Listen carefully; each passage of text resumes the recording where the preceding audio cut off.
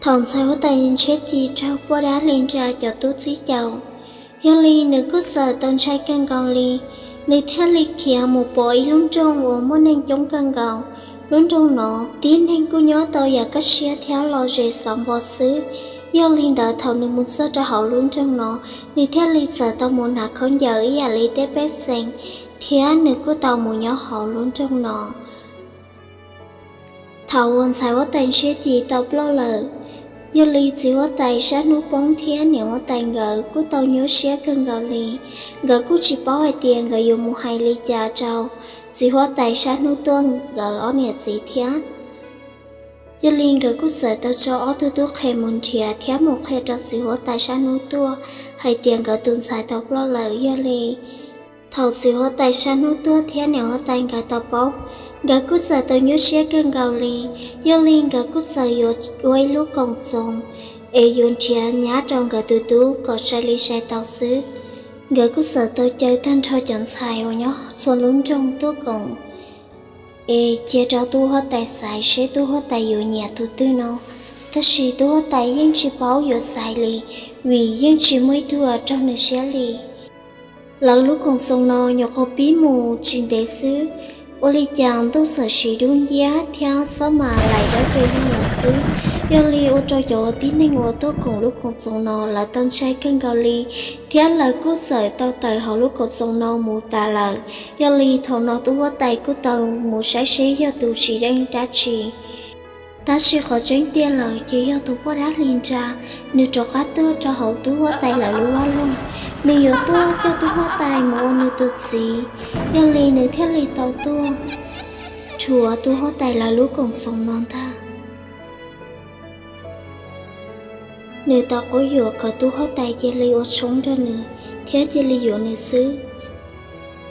Ô trâu tu hóa tay bảo tay khăn gạo lì. Yoli tu hóa tay theo lì trời tòng cả tu hóa tay trán ta. Theo dùng một món nữ tổ bỏ chê. Thầu nó tu hóa tay cút rời tàu tờ lần rau tu bó đá lên ra nó xí tờ trả. Ta xì tu hóa tay tí lên xứ này lúc rô thế này cho số chi cứ chỉ lòng bầu lấy bó đá lên ra. Vì hai tía bó đá lên ra cô nhớ toàn tàu xía xong thầu lò lờ. Do lên đợi tu bó đá lên ra nó này cho số chi thế lấy mua rau cân gạo. Nếu cú tao hay cho tu hóa tay tía thằng đời này là hết chỉ muốn lấy tiêu dụ tao tu hóa tay. Do li nếu cút sợ mối tu hóa tay dạng quay thuộc cả nếu thiết li tao hay cho tu hóa tay tía. Nếu dụ ôi có tao tu hóa tay lọt lỗ nè. Theo nếu dụ ôi có tao tu hóa tay lọt thọ nè.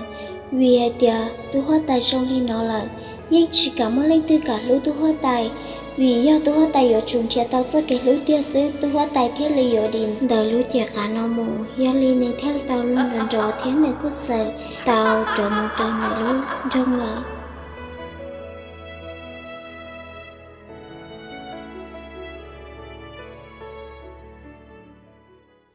Thầu tu hóa tay tao trời mũi thuộc cả lời chỉ nữ giật tu sẽ kênh gạo lì do linh đợi nữ cút sợ nét nú tàu mùa sầu chú gì sợ cho khỏi ít nú nữ ở bao kiện chỉ sẽ lon tay tu bó đá lên ra nó thầu nếu tay thét giữa tay gà tao bọn gà tu mũi do ý thuộc cả lời chỉ nếu tay thét giữa tay gà tao lú tu hóa tay kênh gạo lì gà thế li tao hay còn gà ó tu xí mù hãy cho bé sinh hai tia do lãnh tư chọn xài tua eo trâu tu hóa tài trong xía thía tu hóa tài nhẹ tuần tàu lờ chỉ nên đợi giấc dụ chỉ so nhẹ một trâu nhà tận té li lờ theo dụ chỉ thân nó sẽ hỏng gì do li cho bé sinh cú tàu trong xía cần gạo li do li là cú tàu còn là chọn xài một trâu tàu vắt lông ê chế bộ mô lãnh tư tu hóa tài dụ nhẹ trâu. Ta chỉ thầu là một số ở trong lời bỏ tu hóa tài xứ về lời cút rời tôn trai cân gạo lì. Chỉ hay tôi bé cho bá lì thầu lời tôi bỏ thành tu hóa tài xứ về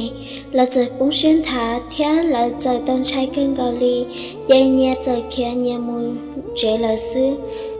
Ở trong tu hóa tài cú tàu tu sẽ đầu tu hóa tài tu khen cân gạo lì theo này dây xài thì hỏng tế nói với chú môi cho kỳ lũ tiền lì lời.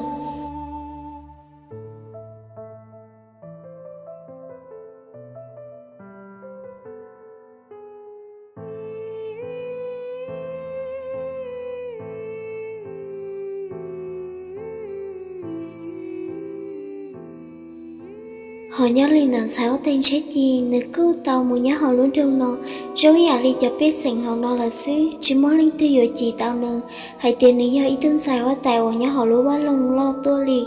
tất chỉ nhớ tàu trên để xứ ở nhà bao đã lên ra cho tút xí trận tôn thiệt tàu này lại thía cứ trên để xứ cho tút xí nó cứ tua cho họ luôn trong nó chị cứ giờ tôi bỏ sai ở tên chết gì nhớ họ luôn trong nó giờ li thầu nữ bỏ thành gái ở trong nữ tan sai cưng gạo li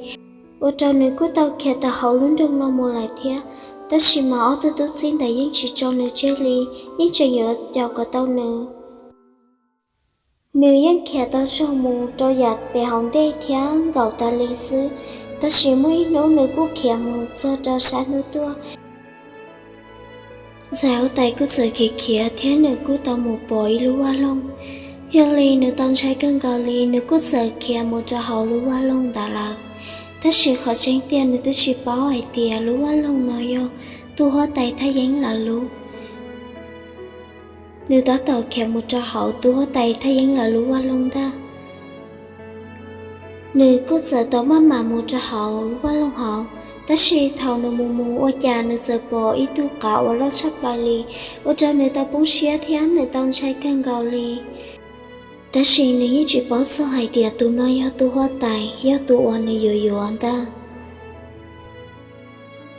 thầu tu hoa tay bỏ thành nữ tu hoa tay thiết lấy giờ tao nữ hai tiền nữ yo linh từ thiết nữ tu khó thi tu ở nhà nữ hoa yo tôm ca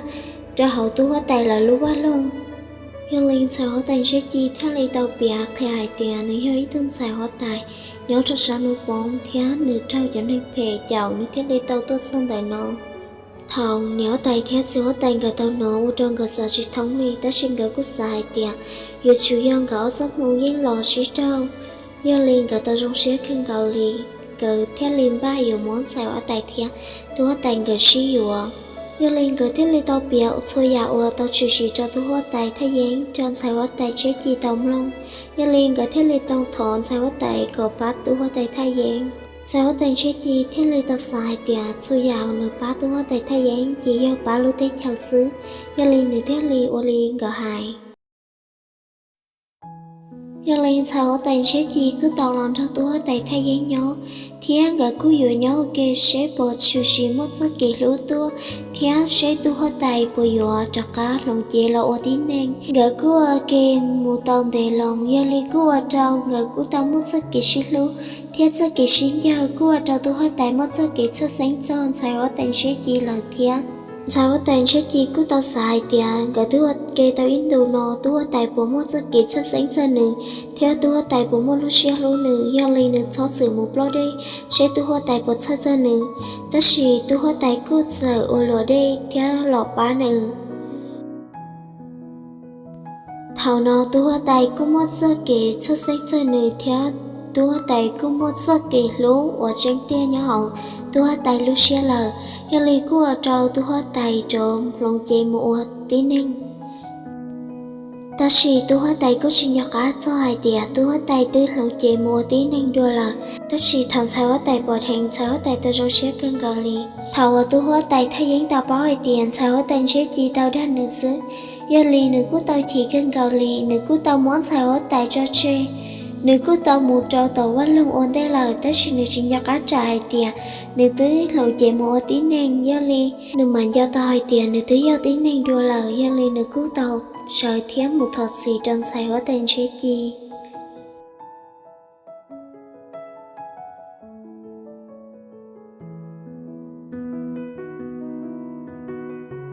sao tên chế chi nếu cứ tao chỉ do dạo nếu cho chút chi cân gạo li cứ ở trong nếu cho chút chi muốn do cân gạo li là thiếm sao cho họ ở dùng một tô tụ bó đá lên ra rồi nó cũng muốn gạo lên là chỉ còn ok ở trong gạo cũng muốn do cân gạo li bó đá lên ra cứ trở tô tô hậu tô tay là lúa lông thế người ta hay trong gạo tiền nếu chỉ lúa cân gạo li bây giờ rồi nó cũng dùng muốn nét chạy tờ thế chỉ bố nếu ok ta xin gạo lên cứ giờ tao chỉ chút gì là chỉ còn thế tao một tô tụ bó đá lên ra nó thế cô ở trong nơi lúa chị tới mùa nhung thế tàu giam một tà lờ tất cả ông cả tàu mỗi tụ bó đá lên ra nó tô lờ giờ lì luôn tu trò chế khí thiên tia tế của nhớ tàu thay giấy lợ giờ lì tiền gật gió hao lường gật của trò tàu mùa trò sòn tu thiên gật tàu trò mùa nhớ sọ còn tu lợ một giờ đã nên nó bị lọt sau lì nó ở cho được số tua trên chạy chào cụ thầu bị lọt giờ thầu sau thiên ở nơi sợ đại trâu bé mà lý xin chỉ trâu đại rồi muốn gì ya tận đây nó